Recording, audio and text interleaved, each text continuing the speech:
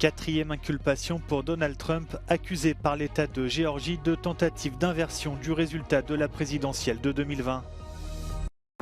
Après 2 années de règne des talibans, la situation humanitaire en Afghanistan est extrêmement préoccupante. En cause, le manque de financements internationaux. La Banque centrale russe relève son taux directeur à 12%, une réponse à la chute du rouble et à la hausse de l'inflation. Gigantesque incendie au Daghestan en Russie. Au moins 27 personnes sont mortes dans l'explosion d'une station-service et des dizaines d'autres ont été blessées. Le Covid refait surface, 1,5 million de contaminations supplémentaires dans le monde en un mois selon l'OMS qui appelle à la vigilance.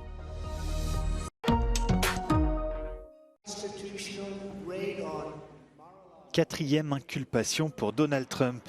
L'ancien président américain est poursuivi avec 18 autres personnes par l'État de Géorgie pour tentative présumée illicite d'obtenir l'inversion du résultat de l'élection présidentielle de 2020. Les prévenus encourent des peines de 5 à 20 ans de prison. La procureure Fannie Willis souhaite un procès dans les 6 mois à venir.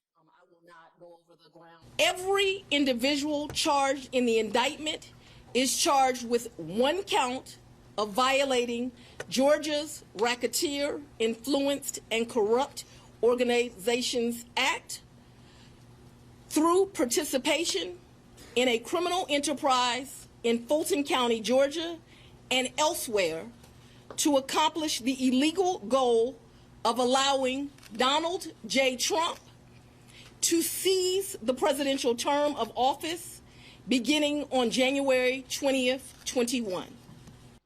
L'enquête a été déclenchée par l'enregistrement d'une conversation téléphonique entre Donald Trump et un haut responsable local. All I want to do is this. I just want to find 11,780 votes, which is one more than we have. Le candidat à la primaire républicaine pour la présidentielle de 2024 a réagi en évoquant une accusation truquée et une chasse aux sorcières. Dans cette affaire portée par l'État de Géorgie, l'État fédéral n'a pas autorité. Cela signifie que même en cas de victoire lors des prochaines élections, Donald Trump ne pourra ni se gracier ni obtenir l'abandon des poursuites.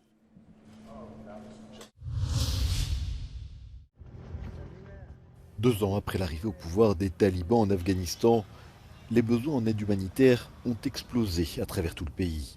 Cependant, l'insuffisance des financements est le principal obstacle au maintien et à l'extension de la réponse humanitaire, ce qui met en péril la survie de la population qui a besoin d'aide. We speak about 28.8 million in needs in Afghanistan, and also 60% more than 2021, and now the highest level of need in the world. The main problem currently is the funding. So what we really need, in addition to just the humanitarian assistance, we need to have development assistance and long-term engagement to be able to set the economy of Afghanistan on the right way. Les Nations Unies se disent extrêmement préoccupées par la situation des femmes en Afghanistan. Elles sont victimes de violences sexuelles, psychologiques, économiques et administratives. Elles ne sont pas autorisées à étudier et à travailler, y compris pour des organisations humanitaires telles que les agences de l'ONU présentes dans le pays, ce qui nuit aux efforts de secours.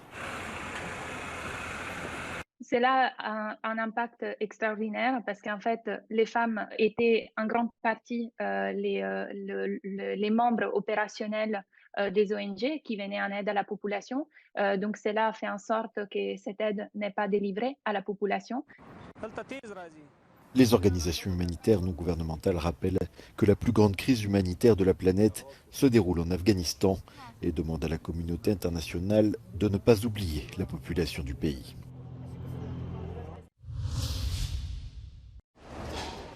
Après plusieurs exemplaires du Coran brûlés, les autorités suédoises appellent à la vigilance. Selon Stockholm, les autodafés du Coran ont provoqué une intensification des appels à la haine dirigés contre la Suède. Stockholm dit avoir repéré des projets d'attaque contre les intérêts suédois. Sverige har gått från att vara ett legitimt mål för terrorattacker som ett bland alla andra västerländska länder till att vara ett mer prioriterat mål för den här typen av terrorattacker.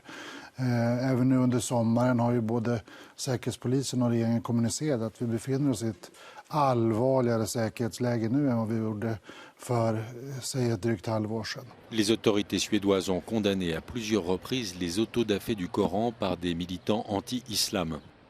La Suède ne dispose d'aucune loi interdisant de brûler ou profaner le Coran ou n'importe quel autre livre d'une autre religion.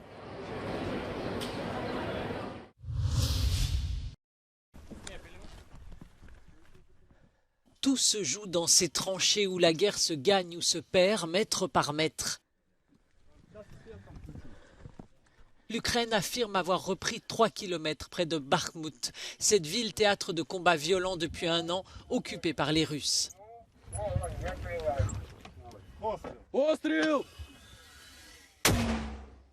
Mais l'Ukraine est en difficulté plus au nord, autour de Kupiansk. La ville portuaire de Odessa, au sud du pays, tente de se remettre de la pluie d'attaques lancée dimanche par les forces russes. 15 drones et 8 missiles ont endommagé plus de 200 bâtiments, dont une maternité et des établissements de santé. Dans la région de Kherson, les raids russes ont fait 7 morts, une famille a été décimée, les 2 enfants avaient 3 semaines et 12 ans. Pendant ce temps, Moscou accueille le Forum militaire 2023. Des armes qui sèmeront efficacement la mort demain, comme ce nouveau cauchemar, un missile avec des munitions à fragmentation, une arme utilisée dans cette guerre par l'Ukraine et la Russie, qui, avec les États-Unis, n'ont pas signé en 2008 l'interdiction de ces armes à sous-munitions.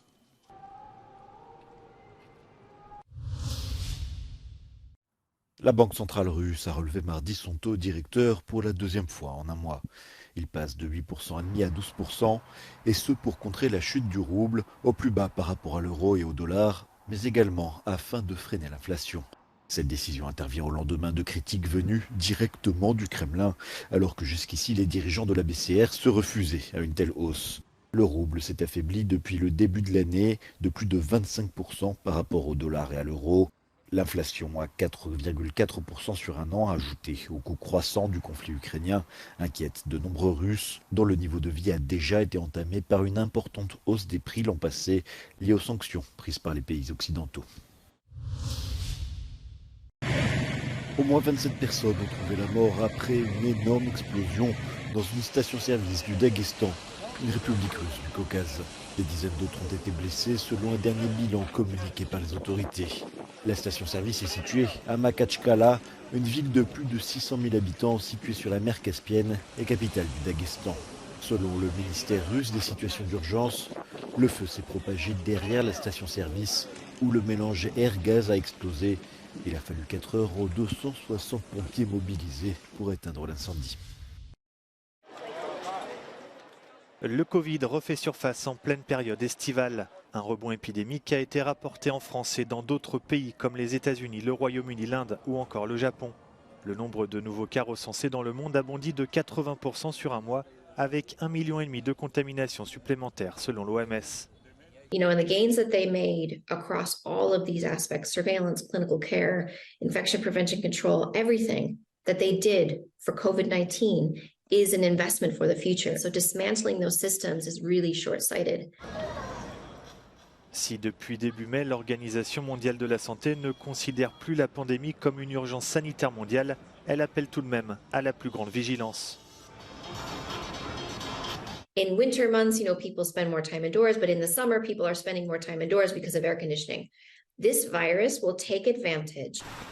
En France, le rebond épidémique est jugé modéré, mais le ministre de la Santé, Aurélien Rousseau, dit se méfier d'une situation qui peut évoluer rapidement.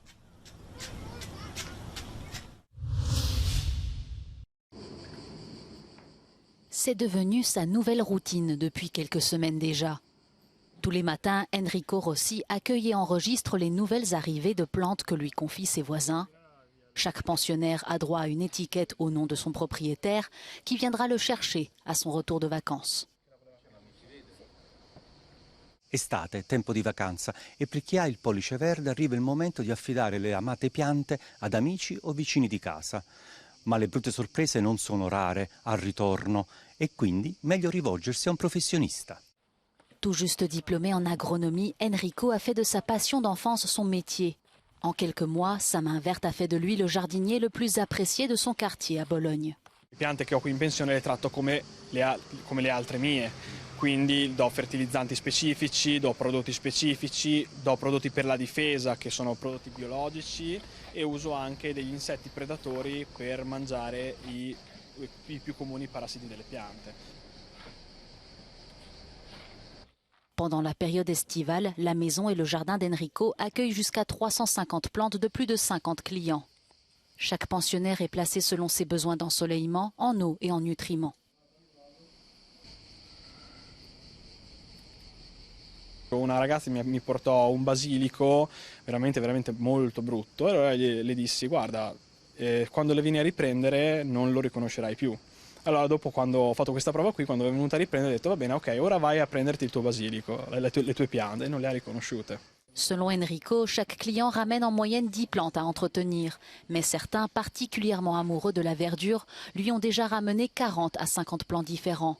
Sa prochaine mission, trouver une demeure plus grande pour satisfaire tout le monde.